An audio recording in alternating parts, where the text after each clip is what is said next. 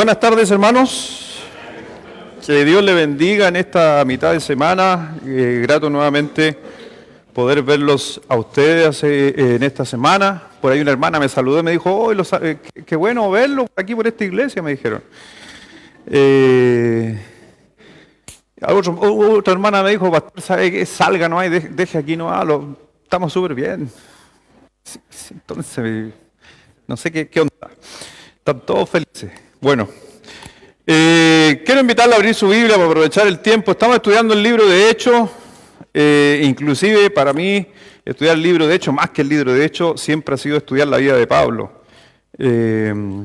Toma mucha connotación este libro porque gran parte de su relato es acerca del apóstol Pablo y cómo cambia todo en el capítulo 18. No se olvide nunca, si usted en su cabeza alguna vez se recuerda, la vida del apóstol Pablo cambia del capítulo 18 hacia adelante y se transforma. Eso lo vamos a ver, no sé si alcancemos hoy día a llegar ahí, pero estoy adelantándome. Porque ¿se acuerda cuando Pablo cada vez que llegaba a una ciudad, ¿a dónde llegaba? A una sinagoga. Y si no había sinagoga, a la orilla del río. Pero en el capítulo 18, me estoy adelantando, hoy día vamos a ver el 17 y avanzar. Pero en el capítulo 18, él llega y predica. ¿A quién predica? Lo que hacía siempre. ¿A quién le iba a predicar? A los judíos. ¿Sabe usted que en el capítulo 18 él dice, ¿saben qué? Estoy hasta aquí, estoy chato, dice el apóstol Pablo, con ustedes. Desde ahora en adelante no voy a predicarle más a los judíos y me voy a dedicar a los gentiles. Y ahí cambia el libro de Hechos. Porque ya se transforma todo, porque ya Pablo está pendiente de los gentiles, ya no va a la sinagoga, ya cambió todo, y yo creo que de ahí empieza a cambiar la iglesia también.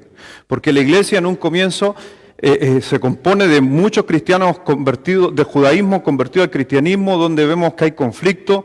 Pablo empieza a predicar, a anunciar algunas cosas, escribe la carta de Tesalonicense. Pablo llega a Corintio en el capítulo 18 y vemos que ya Corintio no es judía. Y a propósito que Corintio era la peor moralmente ciudad del mundo en esos años. Es como Sodoma y Gomorra moderna.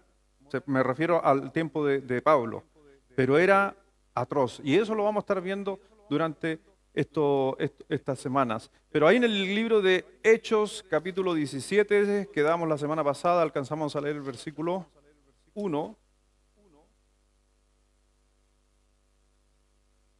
Hechos 17. ¿Se acuerda que hubo un terremoto, hubo un temblor y todo? ¿Se acuerda o no? Sí. Dice en el versículo 17 que alcanzamos a leer la semana pasada, en el versículo 1 que diga el del 17, dice así la palabra de nuestro Señor en esta tarde. Pasando por Anfípolis y Apolonía, llegaron a Tesalónica, donde había una sinagoga de los judíos.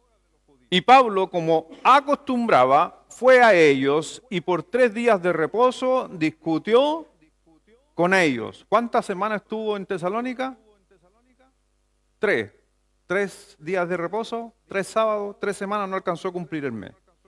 Dice, declarando y exponiendo por medio de las Escrituras, y aquí, ojo, me gusta a mí este texto, que lo vamos a estudiar más ratito, por medio de las Escrituras. ¿Qué le declaró? Y aquí mucha gente se confunde. ¿Estaba el Nuevo Testamento? No. Entonces, ¿qué le declaró? El Evangelio del Antiguo Testamento referente a ¿quién? A la venida del Mesías que se había cumplido. Ese es el Evangelio. O se podría decir aquí, ¿qué es lo que es la Escritura? Cada vez que dice, toda la Escritura es inspirada por Dios, útil para corregir, para instruir en justicia, para que el hombre de Dios sea enteramente preparado para toda buena obra. Cuando dice toda la Escritura, ¿estaba la Biblia escrita? ¿Completa? Entonces, hay que defender toda la Escritura, que yo sé que la Escritura proviene de Dios y es inspirada, pero a veces por eso el mundo a veces nos contradice, porque uno dice, pero mira lo que dijo Pablo, que toda la Escritura es inspirada por Dios.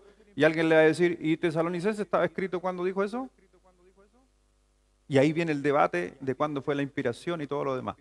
Pero para que usted vea, la Escritura era lo que anunciaba la venida de Cristo.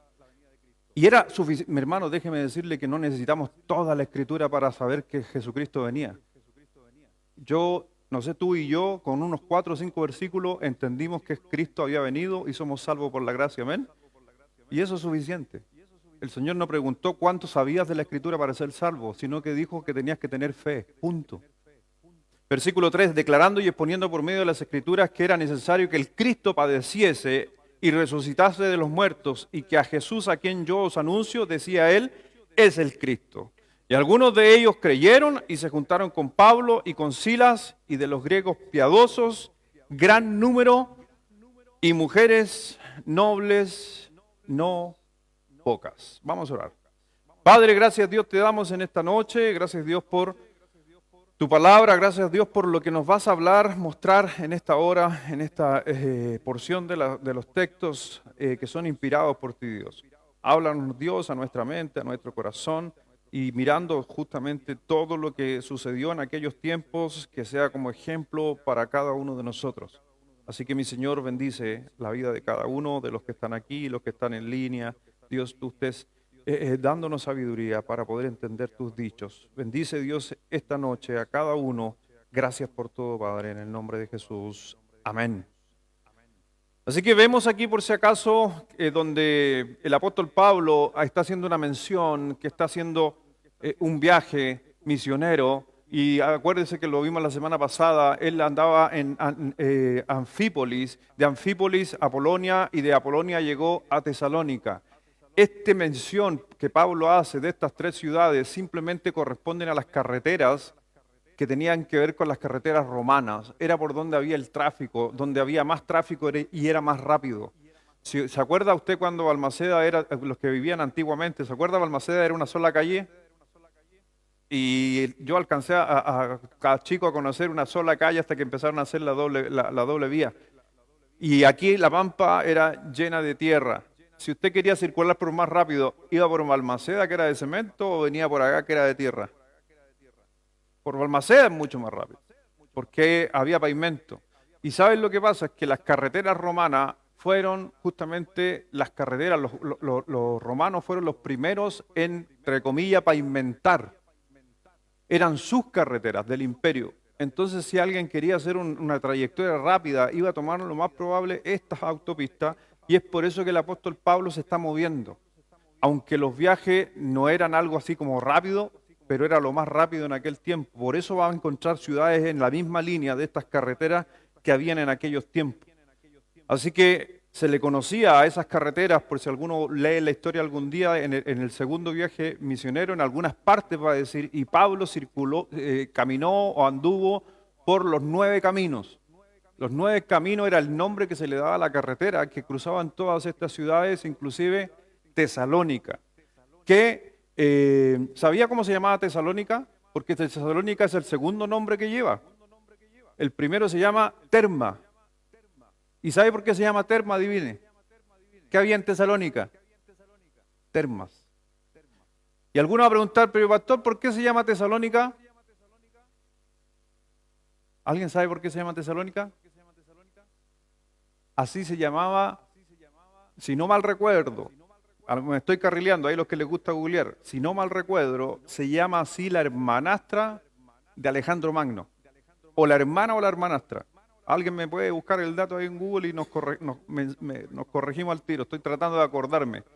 Pero Tesalónica tiene que ver con la hermanastra, si no me equivoco, de Alejandro Magno, y que le pusieron ese nombre como en el año 320 antes de Cristo aproximadamente. ¿Su mujer? Ya. Pero hay alguien con Alejandro Magno. Allá ustedes están buscando. Yo me acuerdo de lo que estudié hace muchos años, todavía me acuerdo de algunas cositas. Pero así que para que ustedes vayan comprendiendo por qué Pablo está siguiendo estas rutas. Así que vemos justamente esta ciudad, Tesalónica, Terme conocido, había ahí llegado ahí. Y vemos en el versículo 2 y 3, dice así, Pablo, como acostumbraba, fue a ellos por 3 días de reposo, discutió con ellos y declarando y exponiendo por medio de las Escrituras que era necesario que el Cristo padeciese y resucitase de los muertos, y que Jesús, a quien yo os anuncio, decía él, es el Cristo. Y dice inclusive que eso es las buenas nuevas del Evangelio, y dice que muchos hombres, ya en el versículo 4, que muchos hombres creyeron y se juntaron con Pablo y con Silas, de los griegos piadosos gran número y de las mujeres nobles, no poca. ¿Sabe qué es interesante? ¿Cuántas semanas estuvo Pablo en Tesalónica? ¿Y sabe cuál es la carta? Estas son detalles. Usted va por primera vez a Tesalónica. ¿Ya? Piensen esto, va por primera vez a Tesalónica.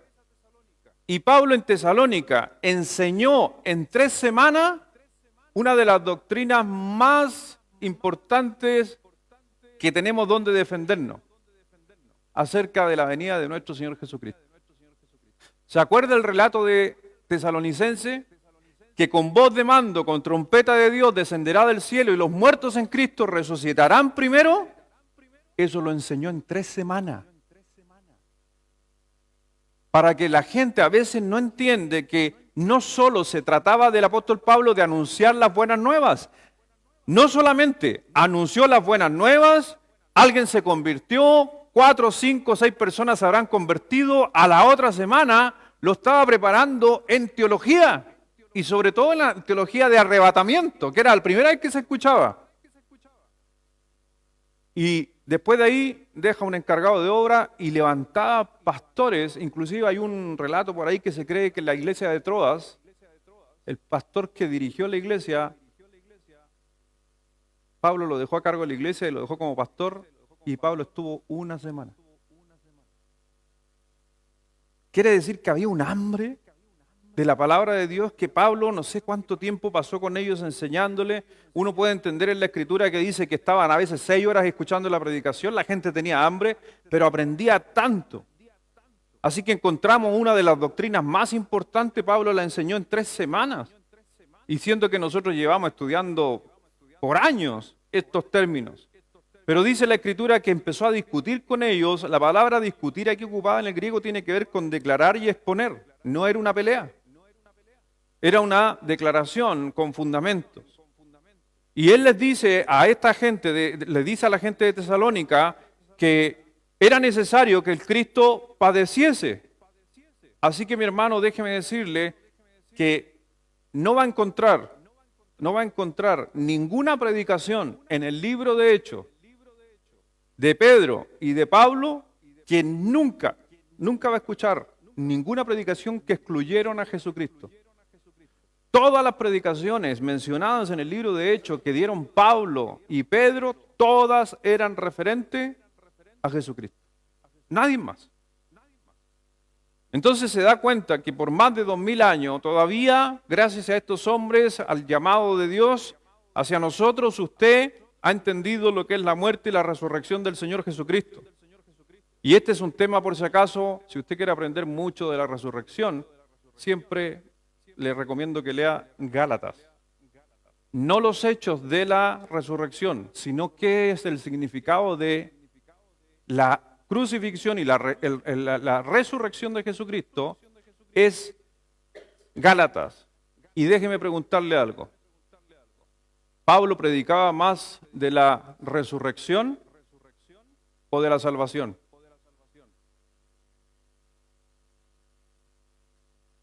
Y ese es un tema que de repente tendríamos que preguntarnos, todos nosotros. Cuando evangelizamos a alguien, ¿de qué más le hablamos? ¿De salvación o resurrección?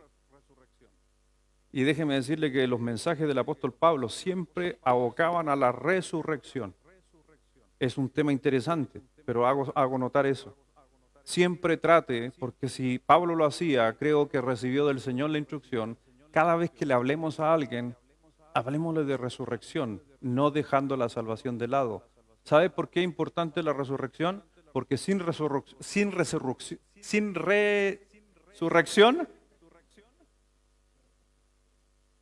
el Evangelio no tiene sentido.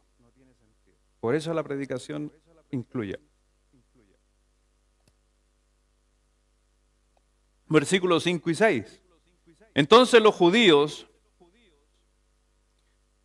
que no creían, teniendo celos, tomaron consigo algunos ociosos, hombres malos, y juntando una turba, alborotaron la ciudad y asaltando la casa de Jasón, procuraban sacarlos al pueblo. Pero no hallándolos, trajeron a Jasón y a algunos hermanos ante las autoridades de la ciudad, disculpen, gritando: estos que trastornan al mundo entero también han venido acá. Así que si usted se da cuenta en este pasaje, vemos que hay un poco de hipérbole aquí. Para los que les gusta más esa palabra, que me gusta esa palabra. ¿Se acuerda que yo le hablé un día a la profesora de lenguaje mía? Oh, y lo dije el otro día en una predicación. El peor ramo que me iba, adivine cuál era el peor ramo que me iba. Lenguaje, lo odiaba. Y lo sigo odiando. Hoy día me arrepiento, después de predicar tantos años, digo, y si le hubiera puesto hartas ganas al lenguaje, quizás sería diferente. Pero a lo mejor no sería diferente. A lo mejor me apoyaría en mi conocimiento y no en el conocimiento de Dios, en el don de Dios. Porque déjeme decirle que hay cosas que me enseñaron en la escuela que de repente vienen a mi mente y yo digo, es lo que odiaba y hoy día me acuerdo un poquito. Ya. Pero cuando mire en el versículo 6, al final, después de los 2 puntos, dice, estos que trastornaron, ¿qué dice? Eso es una hipérbole. Que sería más fácil decirlo, están exagerando. ¿Pablo trastornó al mundo entero? Pregunta, le estoy preguntando a usted. ¿Pablo trastornó al mundo entero? ¿Se da cuenta que la gente siempre se está agrandando? Y Pablo está viviendo que ahí le están, él el que trastorna al mundo entero. Pablo lo conocía re poca gente. No el mundo entero, pero hay que ponerle el mundo entero. También han venido acá. Y ahí vemos que el apóstol Pablo se reunió en la casa de Jasón, por si acaso, y ellos pudieron estar ahí, pero gracias a Dios, Dios siempre está interviniendo. El Señor intervino y pudo sacarlos antes de que justamente estos hombres, judíos, personas creyentes en un Dios, andaban buscando hacerle mal a otra persona. Y si usted se da cuenta, ¿qué es lo que el Señor Jesucristo les criticó? ¿Se acuerda de la enseñanza cuando habló de ese hombre que fue asaltado en el camino? ¿Se acuerda? Del samaritano, y nadie le ayudó. Y pasó un judío vestido de lo más espiritual y lo dejó tirado. Y pasó otro que hacía oración y también lo dejó tirado hasta que vino uno del mundo, un pecador, y el resto lo tomó, lo llevó, pagó para que lo curaran. Esto es lo que Pablo está diciendo en este texto, porque Pablo está en cierta manera exponiendo, o Lucas nos está exponiendo, que los mismos judíos trataban de hacerle daño y buscaron gente ociosa, porque en realidad el ocio siempre va a traer maldad. Como dice un dicho por ahí, manos vacías, taller del diablo. Por eso nunca esté desocupado, siempre esté haciendo algo, siempre su mente la esté ocupando en algo. Así que vemos justamente que empezaron a alborotar, empezaron a decir cosas, y dice que empezaron también a alborotar no solamente al judío, sino que a la ciudad. La ciudad, ¿se acuerda qué es lo que ciudad era? Tesalónica, y toda la región de Tesalónica era zona romana y estaba controlada por Roma, independiente de que había gente ahí de otras creencias, pero ellos eran el que tomaban el control. Así que vemos que en esta colonia romana están trayendo conflicto, y ahí en el versículo 10 dice, inmediatamente los hermanos enviaron de noche a Pablo y a Silas hasta Berea. Los sacaron de Tesalónica y los mandaron a otro lugar, y ellos habiendo llegado, entraron ¿a dónde? A la sinagoga de los judíos. Increíble como le gusta a Pablo. ¿Ya? Interesante. Pero aquí vemos justamente Pablo que se acerca justamente, viaja hasta Berea, un pueblo cercano a la costa, y nos dice que llega ahí en el versículo 11, y esto hace notorio algo Pablo. En el versículo 11 a través de Lucas dice, y estos eran más nobles que los que estaban en Tesalónica. Los de esta sinagoga eran más nobles que los que estaban en la otra sinagoga. ¿Se da cuenta que no todas las iglesias son iguales? Hay iglesias más nobles, hay templos más nobles, hay personas más nobles. Y habiendo ellos entraron en la sinagoga de los judíos, y esto eran más nobles que los que estaban en Tesalónica, pues mire lo que dice, pues recibieron, ¿qué dice? La palabra con toda solicitud. Y esto es lo importante, hermano, que más allá cuando escuchemos el Evangelio, que Él lo enseñe, cómo lo enseñe, lo que tenemos que ver dice, vieron la palabra con toda solicitud, escudriñando cada día las Escrituras para ver si estas cosas eran, ¿qué es lo que había que justamente hacer con la palabra de Dios? ¿Ahora entiende la palabra noble para esta iglesia? Entre comillas iglesia, me refiriéndome a la sinagoga. Porque Pablo llega a Tesalónica. Los de Tesalónica dijeron, no nos venga a enseñar algo diferente. En otras palabras, los de Tesalónica estaban defendiendo su religiosidad. ¿Entiende lo que es religiosidad? ¿Cuándo hablamos de la palabra religiosidad, aunque no la confunda? ¿Qué significa la palabra religioso? Lo prediqué hace mucho tiempo, es una palabra de origen latín. Reconectar, exactamente. La palabra religioso o religión es reconectar al hombre con Dios. Pero tomó una connotación la palabra religiosidad en el tiempo, que es todo lo contrario. ¿Qué vendría siendo hoy día alguien religioso? Desconectándose de Dios y afirmándose en sus tradiciones y en sus propios conceptos y preceptos, independientes de lo que diga la Escritura.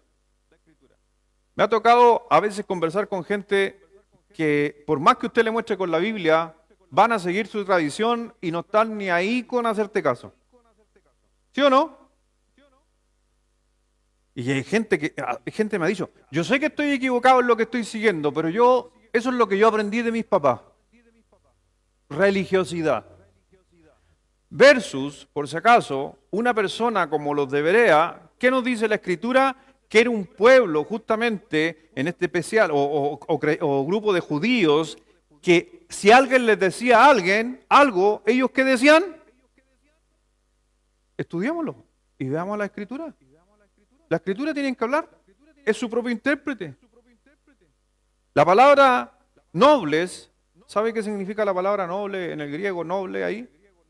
Es razonable. Cuando habla de noble, no está hablando de gente buena. Porque ¿quién es bueno?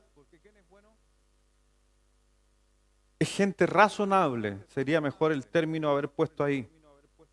Así que déjame decirte que hoy día, cada situación, la palabra de Dios es la que debe hablar a nuestro corazón.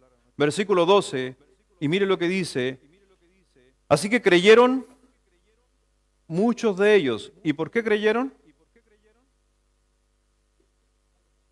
Muy bien, porque la fe viene, ¿qué cosa? O sea, si usted hace eso, esto es el resultado. Como razonaron las Escrituras y dejaron a un lado la religiosidad, creyeron muchos de ellos y mujeres griegas de distinción y no pocos hombres. Por si acaso hay varias veces los relatos, para los que son un poquito más juiciosos del texto, a lo mejor usted no lo ve, pero hay que entender que esto fue escrito hace 2000 años atrás. Le vamos a echar la culpa a Lucas, ¿ya? Aunque toda la Escritura... Ya. Digo esto para que no vayan a sacar de contexto. Mire lo que dice Lucas. No, a lo mejor usted no se da cuenta. ¿Alguien se dio cuenta de lo que estoy hablando? ¿Qué cosa? Ya no, entonces no te diste cuenta ya. Versículo 12. Le voy a leer nuevamente. Así que creyeron muchos de ellos y mujeres griegas de distinción y no pocos hombres.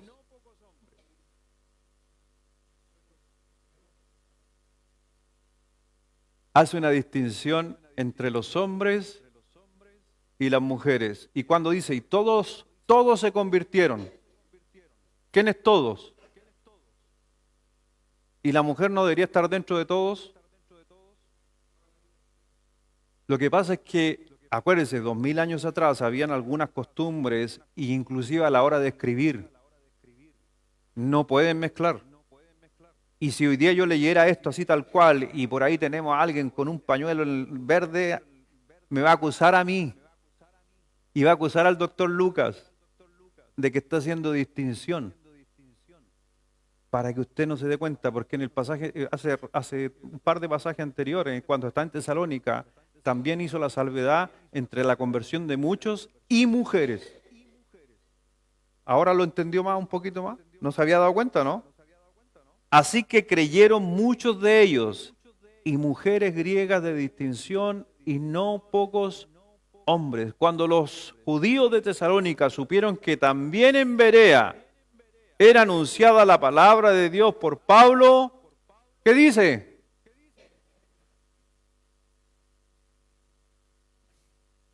Increíble. Pablo está predicando. Alguna gente en la iglesia no le gustó la predicación del apóstol Pablo en Tesalónica. Y Pablo dice, mejor me voy para Berea. Y dice que los de Berea eran razonables. Pablo empezó a predicar, ya pues, Pablo, de lo que estás diciendo, miremos la escritura. Ellos dijeron, oh, ¿sabéis qué es verdad, Pablo? Y muchos de ellos se convirtieron. Al enterarse los de Tesalónica que estaba allá, mi pregunta, ¿qué tienen que ver los de Tesalónica con los de Berea? Pero por eso hay que tener cuidado, ¿ya? Porque esto no se trata del Evangelio, ¿ya?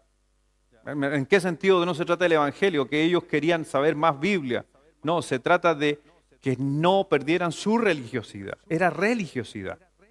Porque estaban alborotando la religiosidad. Y mi hermano, hoy día, lamentablemente, ¿sabes qué? A veces, en muchas iglesias hoy en día, hay muchas iglesias que están defendiendo la religiosidad sobre las Escrituras, sobre el escudriñar las Escrituras. Así que vemos aquí que Lucas, cuando ocupa este diminutivo de la mujer,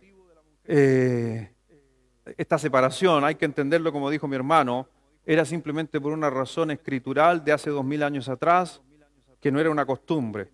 Versículo 13 y 14, por favor. Eso se los dejo a ustedes. Versículo 13 y 14 fuerte, a la 1, a las 2 y a las 3.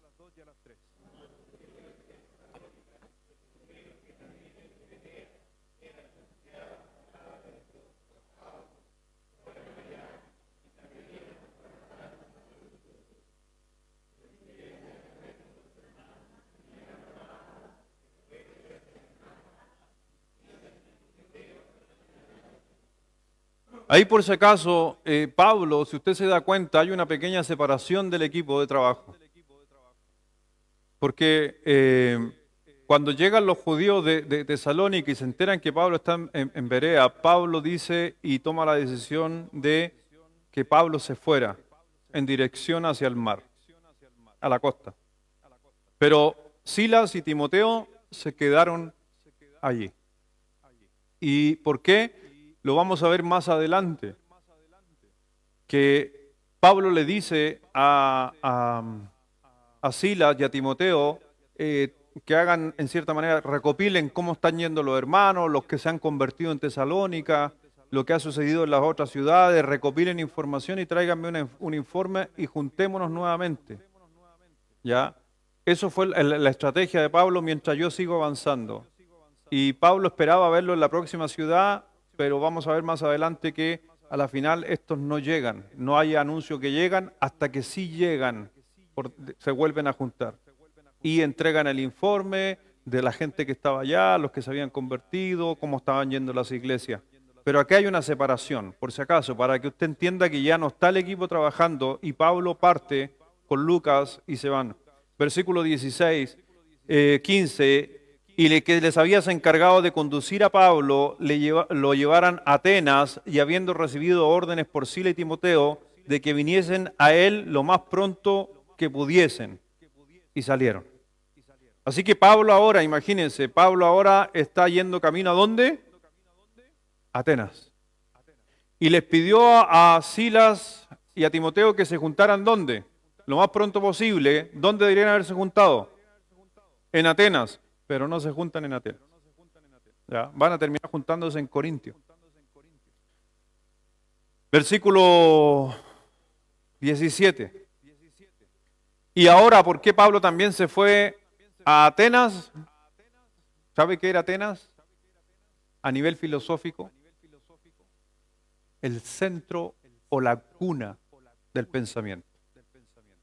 Si había la gente más sabia o más pensante, ¿dónde iba a estar? ¿Los más cabos? En Atenas. Entonces Pablo dijo, voy a Atenas.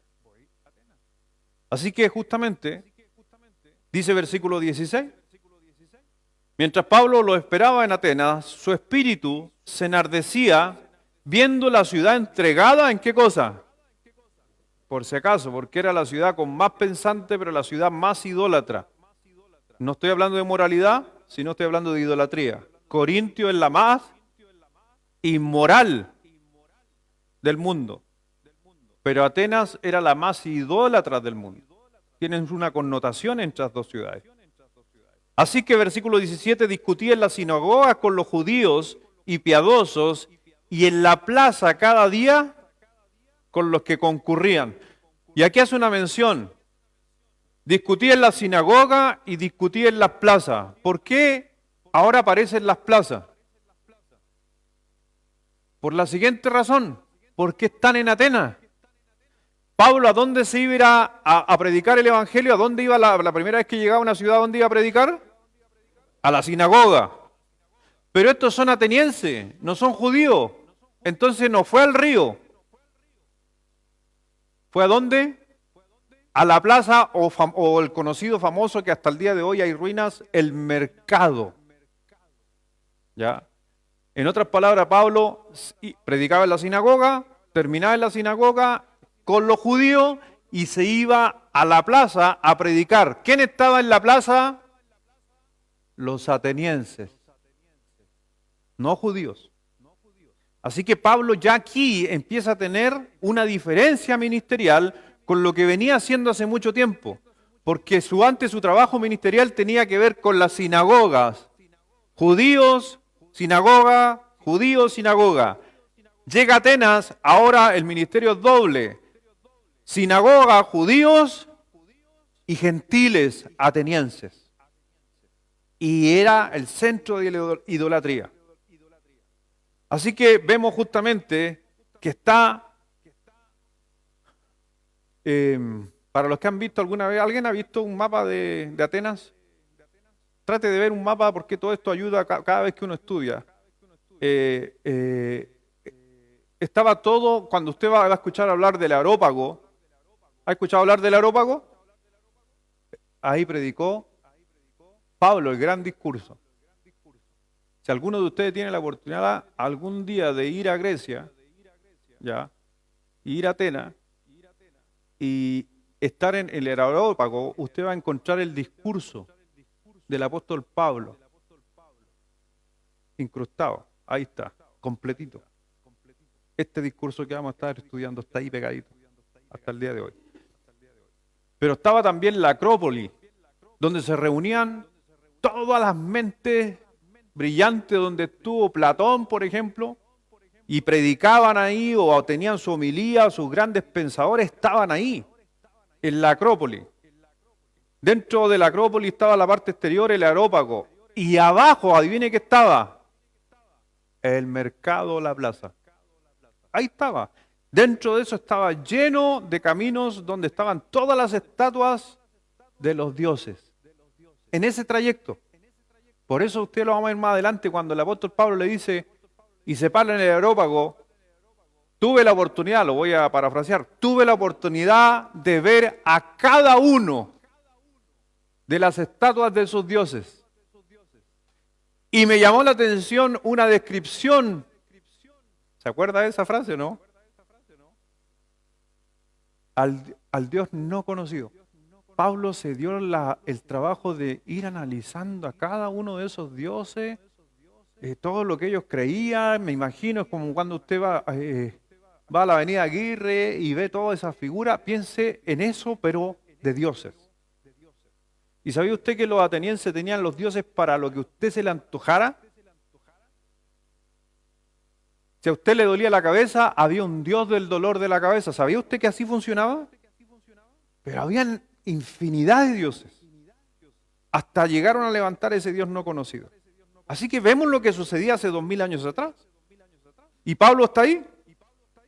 Y vemos en el versículo 18, y algunos, los epicúreos y de los estoicos, disputaban con él y unos decían, ¿qué querrá decir este palabrarero? ¿O este chanta? ¿O este chamullero?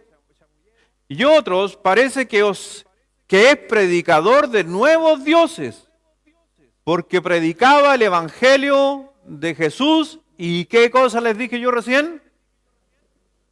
Nunca dejó la resurrección a un lado.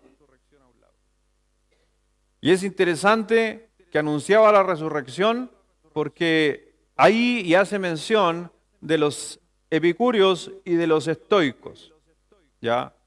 Una filosofía, porque esto es tema de filosofía, ¿ya? Los estoicos, si podemos llamar así, ellos eran un grupo que proclamaba, por ejemplo, se podría decir, la rectitud, el control, que tenemos que tener un control del cuerpo, que tenemos que dominar nuestra carne. En cambio, los epicúreos, ellos eran que tenemos que dejar que el cuerpo fluya y que se vuelque a los placeres. Estas dos corrientes, una hacia el extremo de vaya, haga lo que quiera, y en los otros más controlados. ¿Ya? Y en esto está Pablo luchando con ellos, está luchando con ellos. Aparte, Pablo dijo algo interesante para los que no saben. Predicaba del Evangelio de Jesús y de la resurrección. ¿Sabe cuál era el pensamiento más conocido en el periodo de los griegos? Su gran ídolo o pensador o filósofo que seguía a la gente era Platón. Por eso muchos... ¿Usted ha escuchado hablar de Platón? Todos hemos escuchado de Platón. ¿Y sabe usted que muchas religiones vienen con un pensamiento platónico? Refiriéndome a Platón. ¿Sabe qué creía Platón de la resurrección?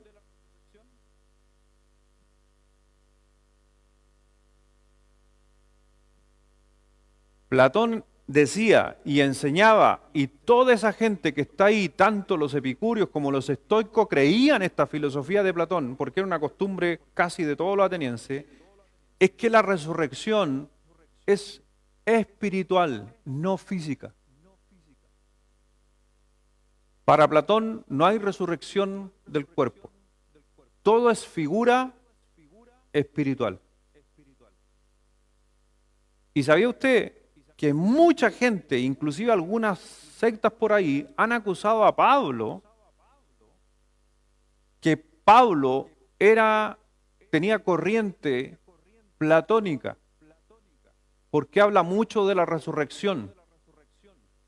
Una resurrección espiritual según ellos, como Platón. Pero cuando yo veo la Biblia y Pablo manda esa carta a Tesalónica,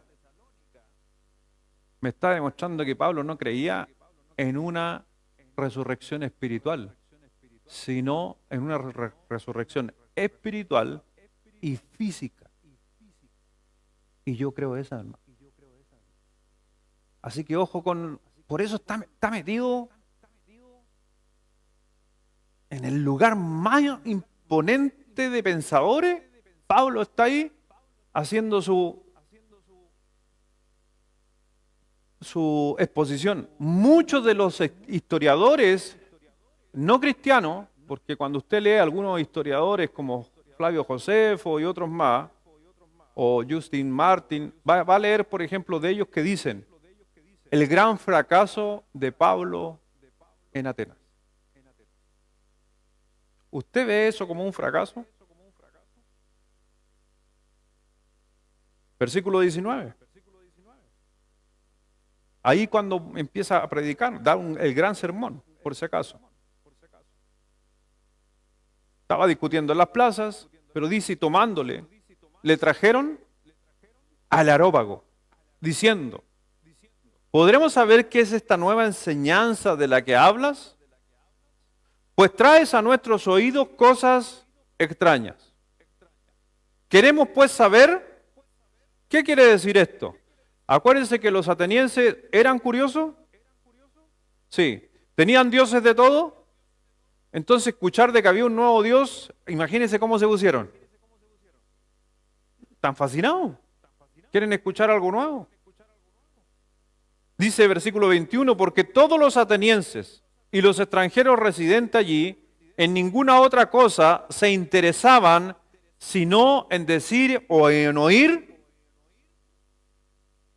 que hoy día es muy similar por si acaso. Hoy día mucha gente quiere y está yendo a las iglesias donde quieren oír algo nuevo. Hay mucha gente que hoy día quiere experimentar en iglesias donde se hacen cosas nuevas. Ah, es que mira, el evangelio no dice nada, pero debe ser espectacular. Mi hermano, el mundo sigue exactamente igual. Versículo 22, entonces Pablo puesto en pie, ahí está Pablo, entonces puesto en pie, en medio del Areópago, dijo, y aquí empieza la predicación o el discurso del apóstol Pablo en el versículo 22. Varones atenienses, en todo observo que soy, ¿qué dijo? ¿Está diciendo una verdad? Sumamente. Pero ellos quizás están mirando como un halago la palabra religiosidad, porque era conectar con Dios. Para ellos podría ser conectar con algún Dios. ¿Ya? Y eso es lo que el otro día por ahí, no sé si no me gusta a mí hablar de... No, mejor no voy a hablar, me voy a quedar callado. El otro día salió el sumo pontífice hablando algo que no quiero ofender a nadie si nos puede estar viendo. Pero hace poquito él dio una explicación que yo, más para arreglarla, la terminé empeorando. Voy a decir la frase nomás que dijo que no interesa la religión, total, todas las religiones van a terminar llevándote a Dios. Pablo está diciendo algo muy diferente, pero igual a lo que está diciendo él. No sé si me doy a entender. O sea, toda persona que anda en búsqueda de una religión para poder encontrar la verdad, está buscando algo. Y el que busca, o sea, hay ganas de conocer a algo o un creador que hay detrás. Le digo, es más fácil convertir a ellos que convertir a alguien que no cree en nada. En ese concepto está bien dicha la palabra. Cuando Pablo dice, varones atenienses, en todo observo que soy muy religioso. Veo que son religiosos y le está tirando un piropo. Porque pasando, ¿se da cuenta? Y mirando vuestros santuarios, ¿dónde anduvo el apóstol Pablo? Esto también es una pequeña mención, que cuando usted está en un lugar que no es correcto, no necesariamente es incorrecto. Yo he escuchado gente decir, no, yo no entro en una iglesia de este tipo. No, yo no entro a ese lugar. No, yo no voy a la Tirana porque es un lugar pagano y cosas así. El apóstol Pablo no solamente caminó por esos lugares, sino que entró a los santuarios. ¿Y sabe por qué? Porque siempre buscando información para poder presentar el evangelio, hermano. Así que yo soy de la misma manera. No me interesa la religión como tal, yo no creo en lo que creen otros, pero yo perfectamente puedo estar ahí para saber, aprender y poder después presentar defensa del evangelio. Porque pasando y mirando vuestros santuarios, hallé también un altar.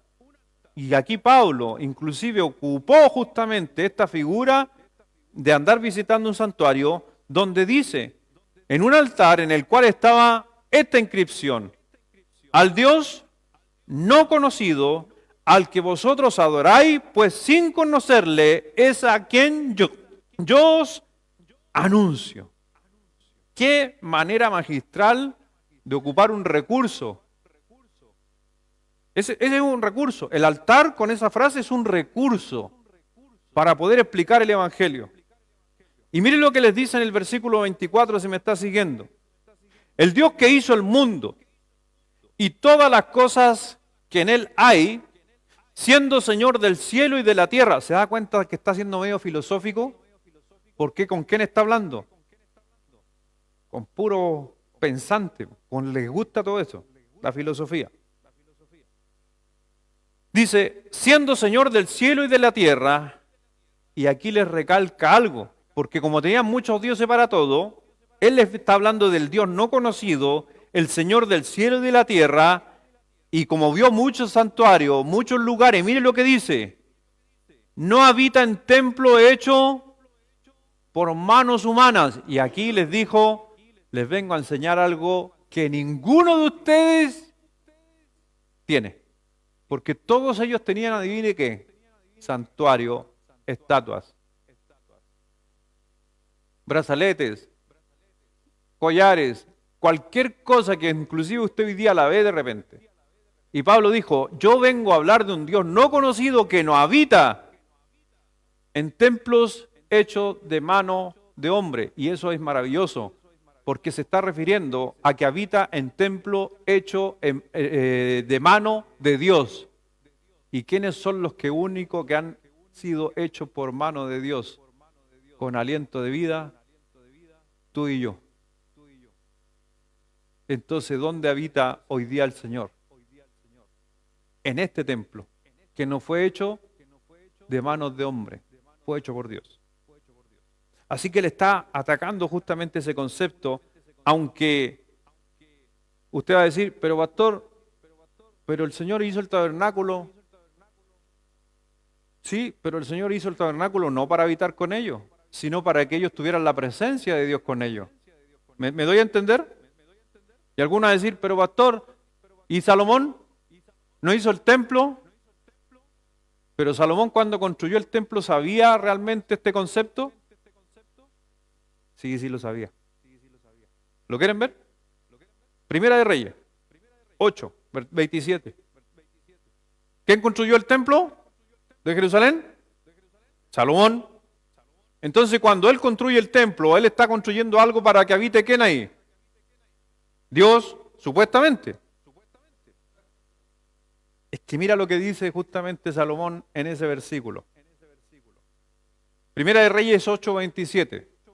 Se los dejo a ustedes, leámoslo fuerte, ¿ya? A la 1, a las 2 y a las...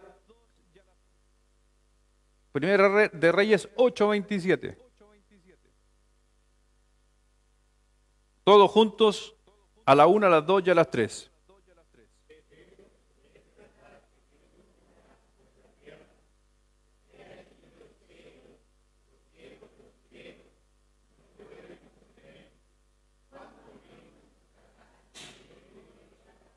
¿Qué dijo Salomón? Estoy construyendo un templo que no puede habitar aquí. Porque no hay cosa que lo pueda contener. Porque Él es el Dios del universo. Maravilloso lo que está... Sabiendo que estaba construyendo algo, sabía que inclusive esa construcción Dios no iba a poder estar ahí encasillado.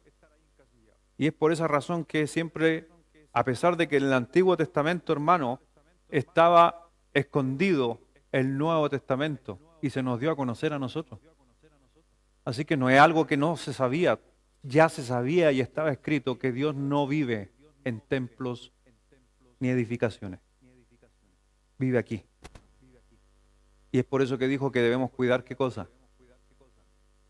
El templo, el corazón donde habita Dios. Ya.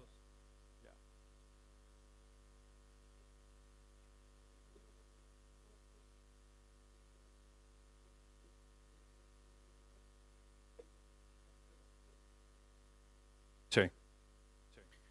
Bueno, ojo con lo que acaba de mencionar mi hermano. ¿Sabe cómo se le llama en el mundo aquello que mi hermano está diciendo que habita no aquí, sino que habita afuera? Ojo, que a veces se puede confundir con panteísmo.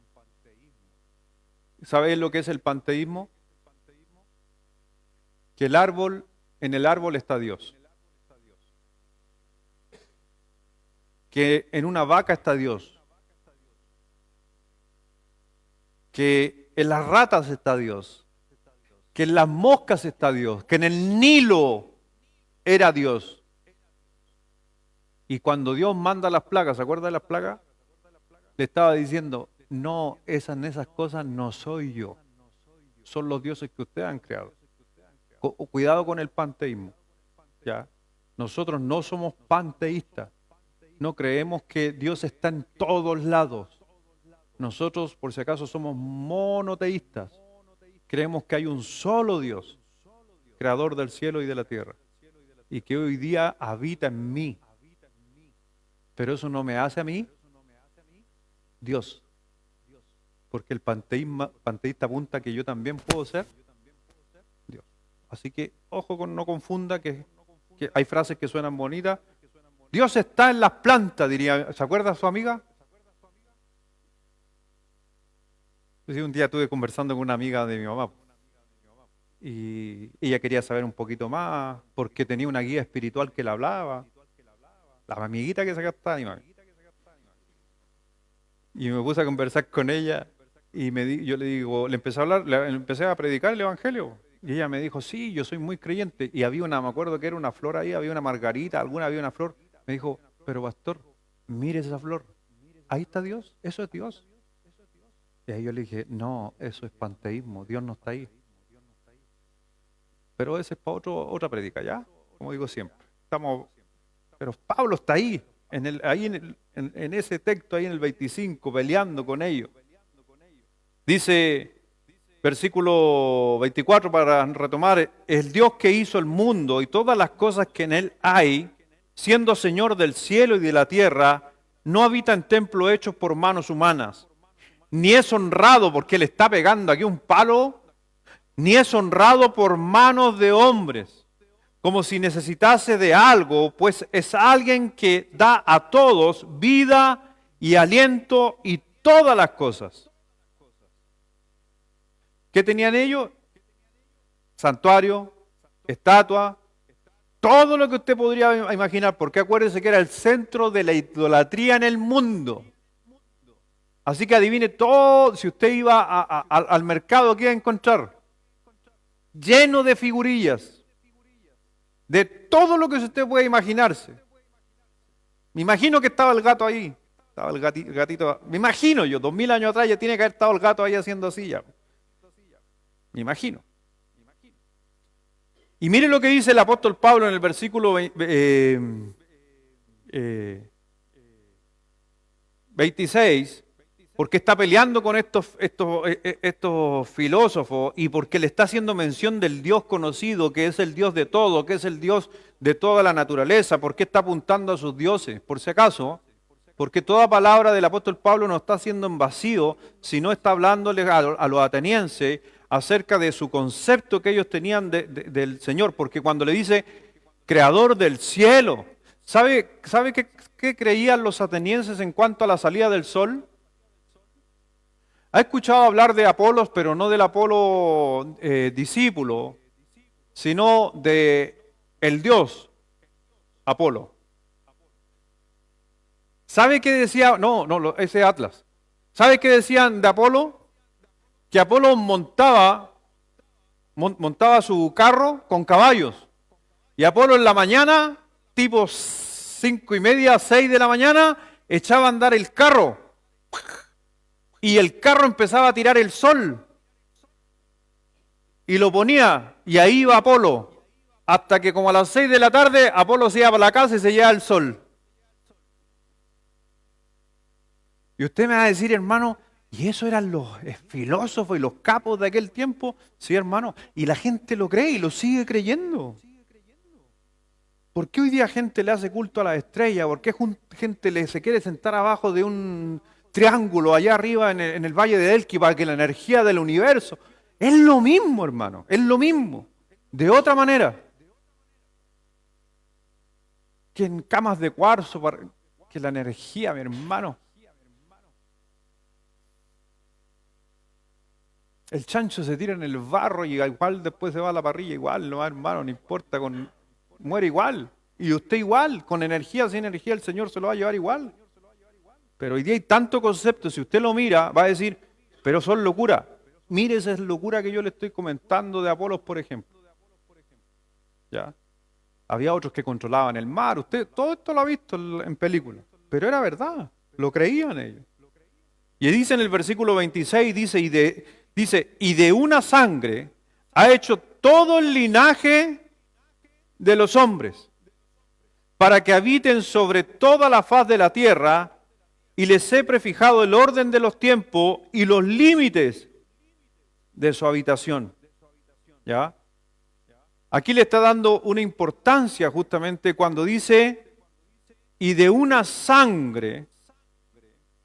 Creo que en algunos libros de teología sistemática, cuando analizan ese texto, creen que esta traducción no fue muy buena. ¿Por qué? Cuando usted hace ese análisis, ¿de una sola sangre venimos? Le estoy preguntando. No, pero sobre todo tú. Sobre todo tú. Porque tú trabajáis con sangre.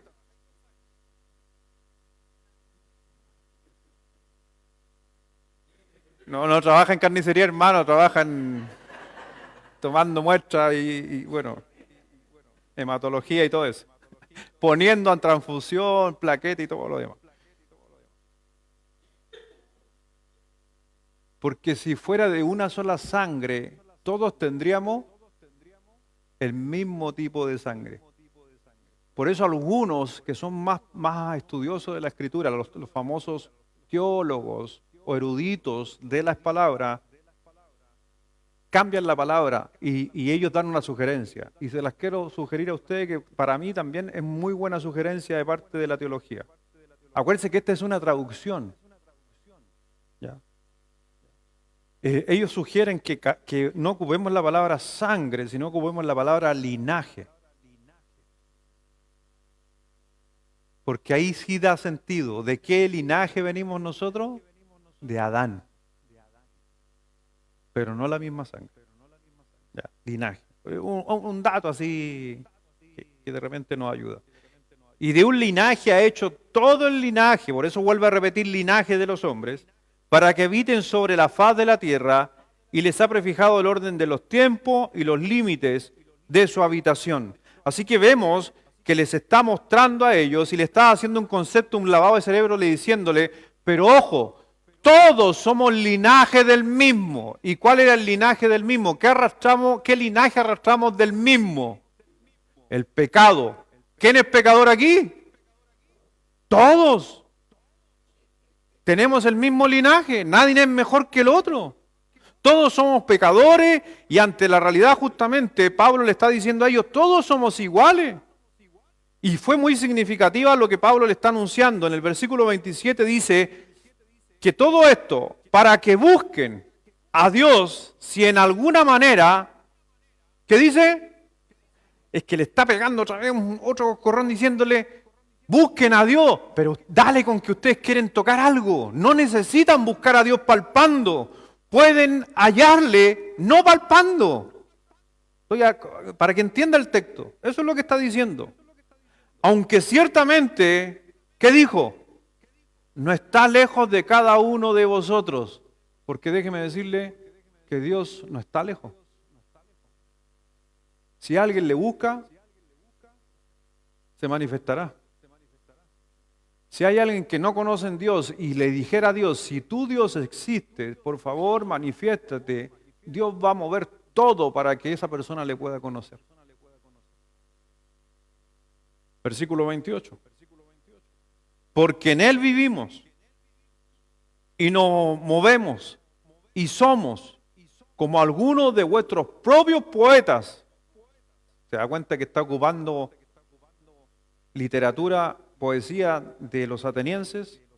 También han dicho, y eso es maravilloso, porque si usted va a la historia y pesca un libro de historia, por eso yo creo en la palabra de Dios, y busca quiénes dijeron estas frases, usted los va a encontrar, po. Porque si Pablo hubiera dicho, sus propios poetas dicen, los poetas, ¿debería estar escrito el poeta? Y si ellos se lo saben de memoria, ¿tiene que haber registro de eso? ¿Qué palabra a lo mejor nosotros como chilenos sabemos de memoria? Por ejemplo, CHI, sí, él es. Eso está en algún lado, si usted lo busca. ¿Quién inventó el CHI? Y a lo mejor usted va a encontrar, ¿y por qué ya es tan masivo que tiene que haber un registro? Interesante, cuando usted va a los libros de historia de los atenienses, va a encontrar a dos poetas. Mencionar esta frase. ¿Cuál es la frase? Versículo 28. Como algunos de vuestros propios poetas también han dicho, porque linaje suyo somos. Y como me gusta estudiar, adivine qué hay que hacer, po. Investigar. ¿Quién dijo esta frase? Erato, en el año 270, de línea estoica, de la ciudad de Cilicia. Él fue el que dijo, porque linaje suyo somos.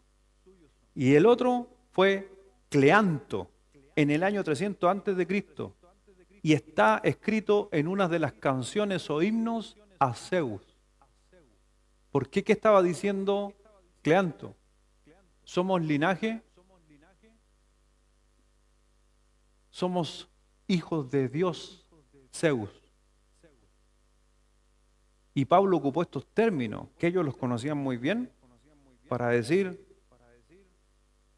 ustedes mismos dicen que son linajes, pero no es así. Porque él les corrige. Zeus no los hizo. El único que ha hecho al hombre, versículo 28, siendo pues linajes, ¿qué cosa? ¿Está conmigo? Versículo 29, siendo pues linajes de Dios. No debemos pensar que la divinidad sea semejante a oro, plata, piedra, escultura de arte, imaginación de hombre.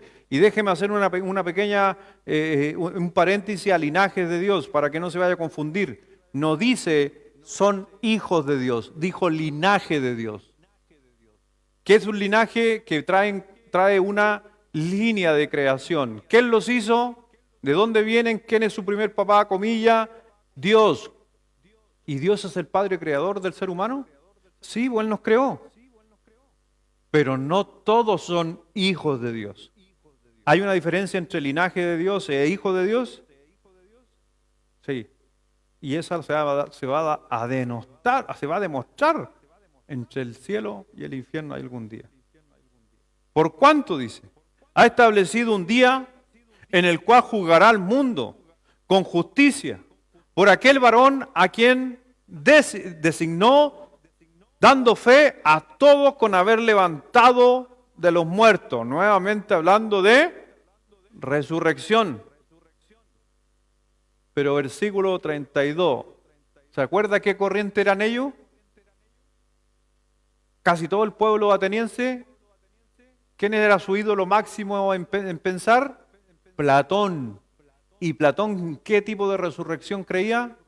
Espiritual, no física. Cuando Pablo les dijo, pero algún día ustedes van a resucitar como Cristo resucitó, ¿qué dice el versículo 32? Pero cuando oyeron lo de la resurrección de los muertos, unos que dicen, se burlaban, hay que entender la cultura, y otros decían, ya te oiremos acerca de esto otra vez. Y alguna gente quiere decir que esto no tuvo efecto y algunos quedaron con... Oye, interesante esto. No lo había escuchado. Versículo 33. Cuando se burlaron de la resurrección, ¿qué hizo Pablo? Bueno, yo hice lo que tenía que hacer, ya anuncié al Cristo que tenía que anunciar, ya dije que Él resucitó y ustedes también pueden resucitar si creen. Versículo 34. Más algunos. ¿Y con cuánta gente se necesita para cambiar el mundo? Hay una muy buena frase que me gusta, la he dicho varias veces. con uno. El Señor cambió el mundo con 12. ¿Se necesita mucha gente para hacer cambios? No, unos pocos. Nada más. Así lo dice su palabra. Porque ¿sabes qué? Imagínense, desde ese día en adelante Pablo se volcó ¿a dónde? Al mundo gentil. ¿Y por qué? Porque algunos pocos, dice, más algunos creyeron juntándose con él, entre los cuales estaba Dionisio, el Areopagita, una mujer llamada Dámaris, y otros con ellos. Después de estas cosas, Pablo salió de Atenas y se fue ¿a dónde? A Corintio. Y halló un judío, llamado Aquila, natural del Ponto, recién venido de Italia. ¿Con quién? Con Priscila, su mujer. ¿Le suena Aquila y Priscila? Pero ojo que los conocieron. Bueno, para no tocar de lo que viene la próxima semana, hago un pequeño siempre resumen de eso. ¿En qué trabajaba Pablo? Hacía carpa. Entonces Pablo llegó ¿a dónde? A Corintio. Y adivinen a dónde se dirigió. A la plaza de donde se hacía mercadería. Y cuando se enteraron que llegó uno de los suyos, otro carpero, que no son cristianos, son judíos, se enteraron que venía uno que tenía la misma profesión. ¿Qué hizo Priscila y Aquila? Vengan a la casa, quédate con nosotros. Me imagino el viaje que venía haciendo de tan lejos, porque acuérdense que vendían telas, carpas, y acuérdense de dónde venían ellos, de Italia. ¿A qué habrán ido a Italia? Si hacían carpa, lo más probable es que me tinca a mí que tienen que ir a comprar género. No lo dice, esto es mío, lo agregué yo. Pero lo más probable, si yo vendiera orégano, curry, y digo, vengo llegando de la India, ¿usted cree que fui a comprar tela? Y si ellos son carperos y vienen de Italia, yo podría pensar, fueron a buscar algo, mercadería parece. ¿Y qué les dijo estos dos hombres? Vénganse a mi casa, quédense conmigo, lleguen aquí, sin saber lo que le esperaba a Priscila y a su esposo. Que ellos después iban a convertirse, iban a ser grandes servidores de Dios y del apóstol Pablo. Vamos a orar. Padre, gracias Dios te damos, mi Señor, por ir aprendiendo, ir mirando más profundamente estos pasajes que encontramos de tu Escritura. Gracias Dios porque podemos ver que tú en cada detalle estás y no interesa siempre tú, Dios, con la vida de Pablo, lo estuviste guiando con un fin. Y ese fin, gracias a ti, Dios, podemos saber del Evangelio. Porque Pablo no desistió, siguió adelante y pudo llevar el Evangelio a los gentiles. Y es aquí, Dios, en estos pasajes que estamos estudiando, ya llegando al pasaje 18, donde la historia de la iglesia cambia, Dios. Y donde nuestra historia como iglesia, la iglesia de hoy, es que empiezan sus primeras bases con los gentiles. Sigue trabajando en nuestros corazones y ayúdanos, Señor, también a seguir predicando el Evangelio. Ayúdanos, Dios, a que más gente, como decía Pablo, él se paró y predicó en el Areópago, y no fue tanta gente, e inclusive se burlaron de él, pero fueron unos pocos, y con esos pocos empezó una segunda revolución en la iglesia de Jesucristo, y que llegó a marcar el mundo entero. Nunca, Dios, nos quites de nuestra boca hablar de la resurrección. Creo que a veces olvidamos que sin resurrección no hay evangelio, no hay buenas nuevas. Sí hablamos mucho de la crucifixión, pero muchos hombres fueron crucificados en esos tiempos, pero solo uno resucitó entre los muertos, y es Jesucristo. Gracias a Dios por todo. Bendice nuestras vidas en el nombre de Jesús. Amén.